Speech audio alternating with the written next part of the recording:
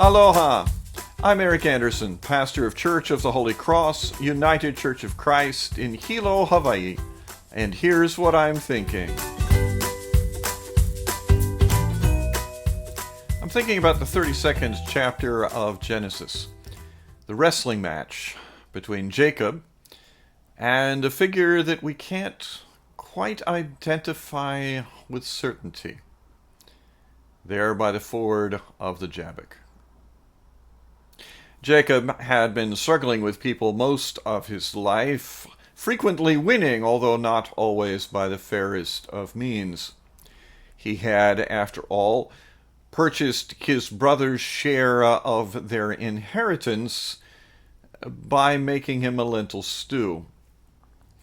He had then imitated his brother Esau and fraudulently obtained his father's blessing.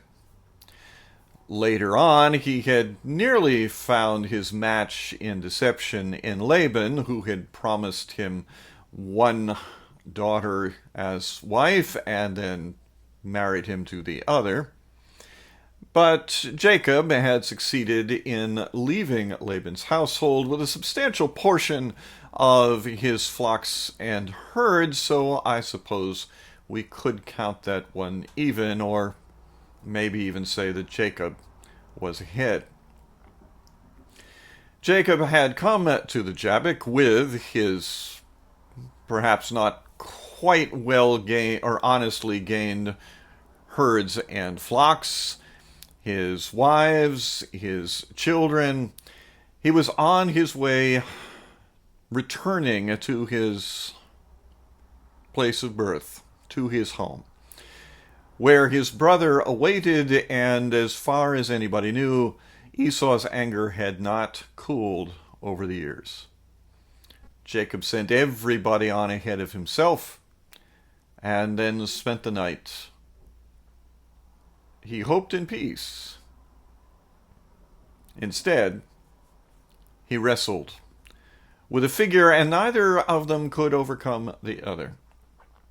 In the end, the mysterious wrestler dislocated Jacob's hip. Jacob would not let him go, however, until he gave him a blessing. The stranger did, but also gave Jacob a new name. Instead of Yaakov, which was about grabbing the heel of his twin brother as they were born, he said, "Now you will be Yisrael, one who struggles with God."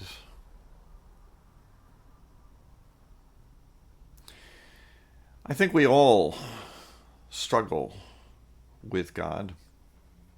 Sometimes it is because we are trying to gain advantage for ourselves, and we think that somehow or other in our struggling relationship with God we can do that. Perhaps we can. It actually seemed to work for Jacob. But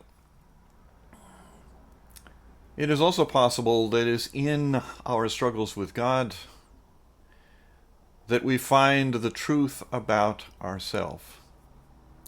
Not just our capacity for persistence, but also our capacity for endurance. This strange figure had been with Jacob all through his life, if we accept that this figure, when congratulating Jacob for struggling with God, was being fairly literal about it. And indeed, God continued to bless Jacob, even though his life could not be said to have been easy after this. It is in our struggles with God that we do, in fact, learn more about ourselves, about who we are and what's important to us, about what we need and what we seek. It is in our struggles with God that we find the assurance for the coming day. Jacob crossed the Jabbok, following his family and his herds and his flocks, and met his brother. Because after all, he had been struggling with God, and he learned that he could endure. That's what I'm thinking. I'm curious to hear what you're thinking.